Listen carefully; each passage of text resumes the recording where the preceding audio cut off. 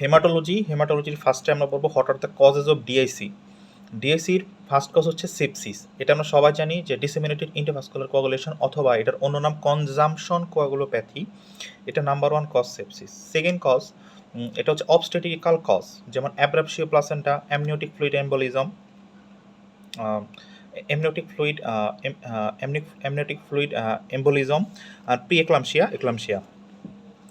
তারপর এটাতে একটা ক্যান্সারে হচ্ছে এটা হচ্ছে প্রোমাইলোসাইটিক লিউকেমিয়া। তারপর tissue destruction, acute pancreatitis, burn. আর হচ্ছে বাংলাদেশে মোস্ট কমনলি স্নেক বাইটে হচ্ছে ডিএসি হয়। এখন আমরা প্রত্যেকটা পার্টিকুলার হেমাটোলজিক্যাল ডিজিজের ইনভেস্টিগেশন এবং ট্রিটমেন্ট করবো। অ্যাপ্লাস্টিক অ্যানিমিয়ার কনফার্মেটরি টেস্টের নাম হচ্ছে hypocellular bone marrow with increase fat spaces. এটা হচ্ছে কনফার্মেটরি ডায়াগনোসিস। অ্যাপ্লাস্টিক অ্যানিমিয়াতে আমরা জানি যে এখানে যদি সিবিসি করি তাহলে আমরা 3টা সেল লাইন কম পাবো, যদি পিবিএফ করি তাহলেও সব কিছু কম পাবো। আর এটার কনফার্মেটরি ডায়াগনোসিস হচ্ছে bone marrow, hypocellular bone marrow with increase fat spaces.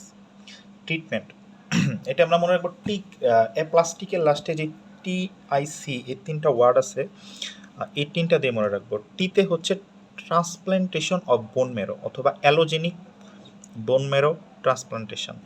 আইতে হচ্ছে ইমিউনোসাপ্রেসিভ এজেন্ট। এটার ভিতরে আমরা ইউজ করি হচ্ছে সাইক্লোস্পোরিন অ্যান্ড এন্টিথাইমোসিড গ্লোবিলিন। আচ্ছা, এইটা কীভাবে মনে রাখবো যে আমরা যে মনে রাখবো সাইক্লোস্পোরিন মানে একটা সাইকেল বা একটা গাড়ি রিলেটেড, প্লাস হচ্ছে এন্টিথাইমোসাইড গ্লোবিলিন মানে গ্লোবিলিন গাড়ি, এরকম জিনিসটাতে মনে রাখবো যে cyclosporine antithymocyte globulin is very important two drug used in aplastic anaemia. আর আরেকটা মনে রাখবো হচ্ছে শীতে হচ্ছে মানে কারেকশন অফ ব্লাড, মানে যেহেতু এই জায়গায় সবগুলো ব্লাড সেলগুলো কমে যাচ্ছে, তো এই জায়গায় হচ্ছে আমরা ব্লাড সেল মানে ব্লাড দিব একজনকে। আচ্ছা, এটাই হচ্ছে এটার ট্রিটমেন্ট। তো ট্রিটমেন্ট হচ্ছে টিক। তারপর নেক্সটে হচ্ছে থ্যালাসেমিয়া।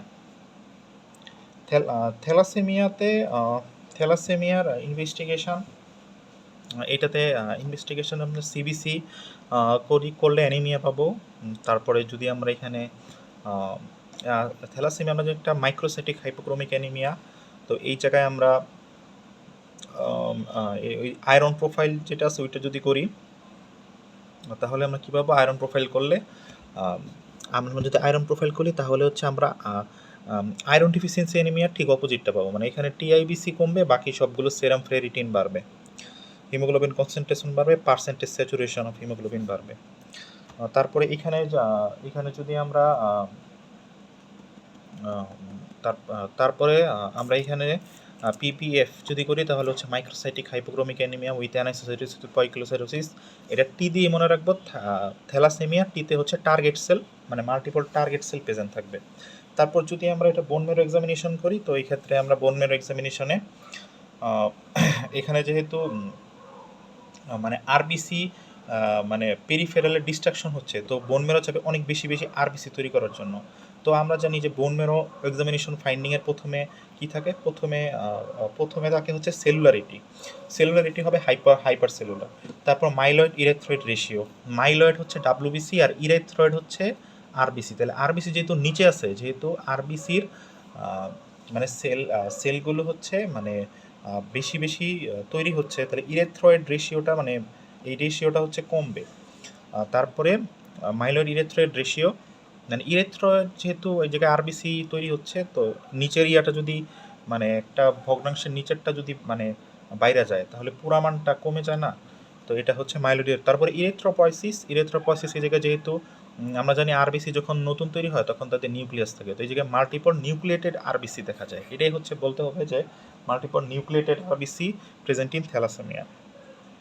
আচ্ছা, তারপরে হচ্ছে আমরা এই টেস্টগুলো করার পরে আমরা থ্যালাসেমিয়ার হচ্ছে আমরা একটি স্কালের এক্সরে করি, ওইটাতে হচ্ছে ওই যে স্কালের যদি এক্সরেটা করি তাহলে হচ্ছে আমরা ইনক্রিজ ডিপ্লয়িক স্পেস পাই। হ্যাঁ, তারপর হচ্ছে একটা সান রে অ্যাপিয়ারেন্স পাই, সানরে অ্যাপিয়ারেন্স অফ যে ট্রাপিকুলার জন্য, আর হচ্ছে এই thinning of the outer table আর ইনার টেবিল বোন।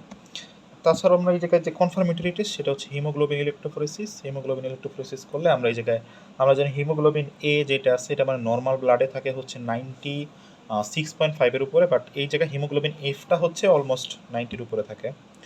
তো বাট 10 থেকে 90% অনেক বেশি থাকে আর কি। তারপর এই জায়গায় এটা ট্রিটমেন্ট কি? ট্রিটমেন্ট হচ্ছে আমরা মনে রাখি হচ্ছে বিসিএস দিয়ে, বিতে হচ্ছে বোন ম্যারো ট্রান্সপ্লান্টেশন, না সরি বিতে হচ্ছে ব্লাড ট্রান্সফিউশন। আর ব্লাড ট্রান্সফিউশন যদি আমরা করি তাহলে হচ্ছে আয়রন ওভারলোড হয়, যেন আয়রন চিলেশন করতে হয়। আয়রন চিলেশন করতে হয় হচ্ছে ডিফেরিপ্রন বা ডিফেরিপ্রন, তারপর হচ্ছে টেসফেরোক্সামিন এগুলো দিয়ে। আর এসতে হচ্ছে স্প্লিনেক্টমি উইথ ভ্যাকসিন। স্প্লিনেক্টমি করলে ভ্যাকসিন দেওয়া লাগে।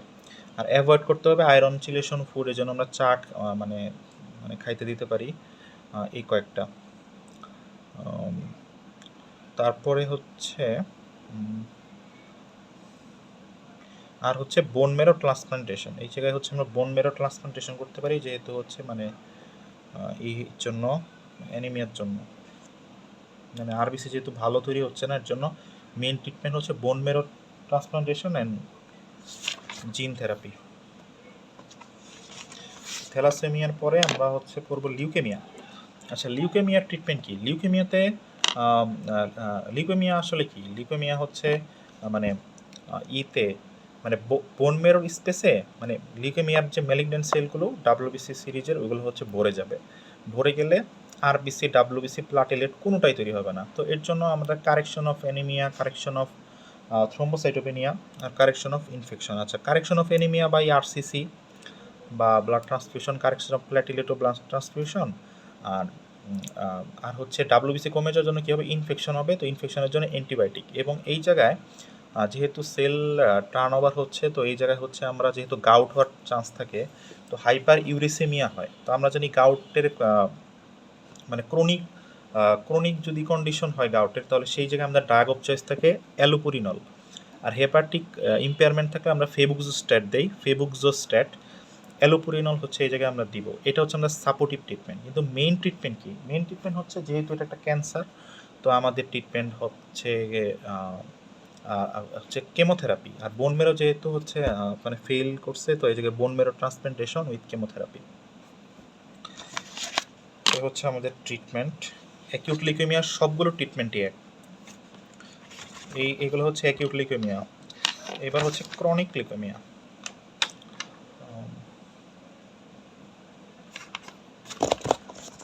আচ্ছা, আরেকটা প্রশ্ন যে অ্যাকিউট লিউকেমিয়াতে আমরা কি কোনো ভিটামিন ইউজ করি? এটা হচ্ছে আমরা ভিটামিন এ, এটা আমরা ইউজ করি। তারপর ক্রনিক লিউকেমিয়া। ক্রনিক লিউকেমিয়ার যেটা পড়তে পারে হচ্ছে সিএমএল। হ্যাঁ, সিএমএল এটা একটা মাইলোপলিফারেটিভ ডিসঅর্ডার, যেটাতে ফিলাডেলফিয়া ক্রোমোজোমটা পজিটিভ থাকে। আর বাকি সব মাইলোপলিফারেটিভ ডিসঅর্ডারে হচ্ছে জ্যাক2 মিউটেশন থাকে। এই মাইলোপলিফারেটিভ ডিসঅর্ডারে 3টা ফেজ থাকে। একটা হচ্ছে ক্রনিক ফেজ, একটা হচ্ছে অ্যাক্সিলারেটেড ফেজ, আর একটা হচ্ছে ব্লাস্টিক ফেজ। হ্যাঁ, বি মানে সি, তারপরে হচ্ছে এ, তারপরে বি। আচ্ছা, এই বিভিন্ন ফেজের বিভিন্ন ধরনের ট্রিটমেন্ট। হ্যাঁ, ও আচ্ছা, অ্যাকিউট লিউকেমিয়ার তো মানে কনফার্মেশনারি টেস্টগুলো বলি না, এটা পিবিএফ যদি করি, আচ্ছা সিবিসি যদি করি তাহলে ওই যে বলছিলাম সবগুলোই কম পাবো, ডাব্লিউবিসি বেশি পাবো। তারপরে যদি পিবিএফ করি তাহলে সবগুলোই কম পাবো, আর হচ্ছে পিবিএফে শুধু ব্লাস্ট সেল পাবো। হ্যাঁ, যদি মাইলো ব্লাস্টিক মানে অ্যানিমিয়া হয় তাহলে অ্যাকিউট মাইলোব্লাস্টিক লিউকেমিয়া, তাহলে মাইলোব্লাস্ট বেশি পাবো। আর যদি লিম্ফোব্লাস্টিক হয় তাহলে লিম্ফোব্লাস্ট বেশি পাবো। আচ্ছা, তারপরে ক্রনিক তারপরে যদি বোন ম্যারো এক্সামিনেশন করি, এটা হচ্ছে কনফার্মেটরি টেস্ট। যদি 20%-এর বেশি ব্লাস্ট সেল প্রেজেন্ট থাকে বোন ম্যারোতে, তাহলে হচ্ছে এটা কনফার্মেটরি টেস্ট। আচ্ছা, এবার chronic myeloid leukaemia. Chronic myeloid লিউকেমিয়াও সেম। এটাতে এটাতে হচ্ছে যেহেতু এটাও একটা ক্যান্সার, তো এই জায়গায় যদি সিবিসি করি তাহলে হচ্ছে হিমোগ্লোবিন কম পাবো, বাট এটা তো অনেক দিন ধরে চলে, এর জন্য প্লাটেলেট লো থাকে, নর্মালও থাকে বা রেইজও থাকতে পারে। ডাব্লিউবিসি কাউন্ট তো অনেক বেশি বাড়বে, এইখানে মোটামুটি 6 লাখ 7 লাখের মতো ডাব্লিউবিসি কাউন্ট হয়। তারপরে পেরিফেরাল ব্লাড ফিল্ম, এটা খুবই ইম্পর্টেন্ট, এটা বলতে হবে। এটাতে হচ্ছে নিউট্রোফিলিয়া হয় এবং all spectrum of myeloid series increase হয়। পেরিফেরাল ব্লাড ফিল্মে all spectrum of myeloid precursor, হ্যাঁ, ব্লাড সেল সহ সব ইনক্রিজ হয়।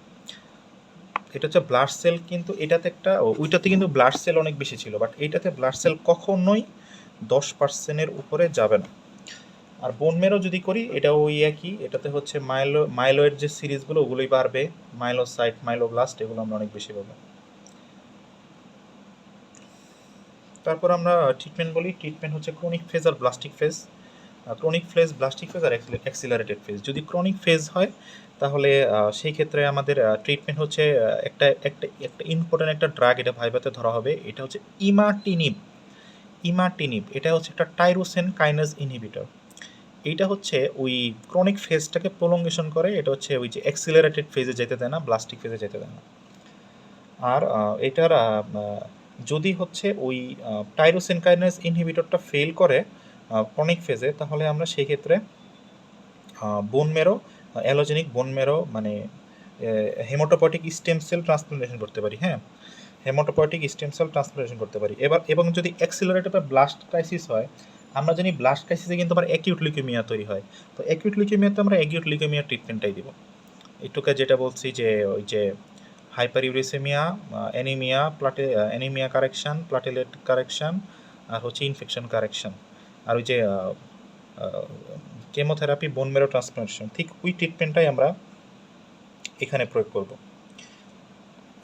তারপরে এটা হচ্ছে ক্রনিক মাইলয়েড লিউকেমিয়া ট্রিটমেন্ট শেষ হইল। তারপরে আমরা মাল্টিপল মাইলোমাতে যাই। হ্যাঁ, multiple myeloma diagnostic criteria. Multiple myeloma mainly diagnosis হয় হচ্ছে কারো হচ্ছে রেনাল রিজিয়নে পেইন হয়, মানে মানুষ ভাবে যে তার হয়তো কিডনির সমস্যা, ওই কিডনির সমস্যা দেখার পরে অনেক কিডনির টেস্ট করে বাট কোনো কিছু ধরা পড়ে না। তারপর একটা সিম্পল এক্সরে করলে দেখা যায় ওই জায়গায় মাল্টিপল অস্টিওলাইটিক লেশন পাওয়া যায় হিপ বোনের দিকে। তো হিপ বোনের দিকে যখন মাল্টিপল অস্টিওলাইটিক লেশন পায়, এটা কিন্তু একটা ক্রাইটেরিয়া। বা এটা স্কাল বোনেও যদি কেউ করে তাহলে মাল্টিপল লাইটিক লেশন পায়। আরেকটা আমরা জানি ইউরিনে আমরা একটা টেস্ট করি, এটাকে বলে এম প্রোটিন বা বেঞ্জ জন্স প্রোটিন বলে এটাকে বলে, এইটা একটা টেস্ট। আরেকটা হচ্ছে বোন মেরো এক্সামিনেশনে যদি মাইলোমা সেল বা প্লাজমা সেল এটা হচ্ছে 30%-এর বেশি পায় এটা, বাট এটার কনফার্মেটরি ডায়াগনোসিস মানে এইটা হচ্ছে ডায়াগনস্টিক ক্রাইটেরিয়া। হ্যাঁ, যদি দুইটা অথবা দুইটা মানে দুইটা যদি থাকে বা তার বেশি যদি থাকে, মানে একটা লাইটিক হয়তো এম প্রোটিন বা বোন মেরো একটা করলেই হয়। আর এটার মেইন ট্রিটমেন্ট হচ্ছে প্রোটিন, মানে মেন ইনভেস্টিগেশন হচ্ছে প্রোটিন ইলেকট্রোফোরেসিস। আচ্ছা, ট্রিটমেন্টে এই জায়গায় অনেক ট্রিটমেন্ট আছে, যেমন এই জায়গায় সাপোর্টিভ ট্রিটমেন্ট, যেহেতু ভ্রূণ ভাঙতেছে। হ্যাঁ, তারপরে হচ্ছে হাইপার ক্যালসিমিয়া হচ্ছে, তো সেটার আমরা ট্রিটমেন্ট করব। হাই ফ্লুইড ইনটেক দিব, অ্যানালজেসিক মানে বোন পেন হচ্ছে অ্যানালজেসিক দিব। হ্যাঁ, তারপরে বিসফসফোনেট দিব আমরা, এই জায়গায় বিসফসফোনেট দিব। বিসফসফোনেট আমরা কোন ডিজিজ ইউজ করি, এটা হচ্ছে অস্টিওপোরোসিসে আমরা বিসফসফোনেট ইউজ করি। তো এই জায়গায় আমরা যেহেতু বোনস ভাঙতেছে বেশি, হাইপার ক্যালসিমিয়া হচ্ছে, তো বিসফসফোনেট দিব। বিসফসফোনেটের আসলে কাজ কি, এটা অস্টিওক্লাস্টকে ইনহিবিট করে, তো বোনসটা আর ভাঙে না। তো বিসফসফোনেট দেয়, অ্যালুপুরিনল নেয়, যেহেতু হচ্ছে ইয়ার জন্য হয়। তো আমরা এগুলো এই সাপোর্টিভ ট্রিটমেন্ট, বাট যেটা হচ্ছে মেইন ট্রিটমেন্ট সেইটা হচ্ছে হেমোটোপয়েটিক। না, এই থেকে যে মেইন ট্রিটমেন্ট হচ্ছে, এটা যেহেতু মানে একটা ক্যান্সার, তো এই ক্ষেত্রে আমরা একটা ড্রাগ ইউজ করি, এর নাম হচ্ছে থ্যালিডোমাইড। থ্যালিডোমাইড হচ্ছে একটা প্রোটিওজোম ইনহিবিটর, এবং এটা হচ্ছে প্রেগনেন্টদের ইউজ করা যায় না, তাহলে হচ্ছে ফোকোমেলিয়া হয়, মানে বাচ্চাদের আঙ্গুল ডিজিটের একটা দুইটা হয়, মানে তৈরি হয় না। হ্যাঁ, তো এটা হচ্ছে থ্যালিডোমাইড, এটা একটা প্রোটিওজোম ইনহিবিটর। এই জিনিসটা সারা শুনতে চাই। এটা হচ্ছে কেমোথেরাপি আর হচ্ছে রেডিওথেরাপি আমরা দেই। তাহলে সাপোর্টিভ থেরাপি দেই, তারপর কেমো দেই, রেডিও দেই।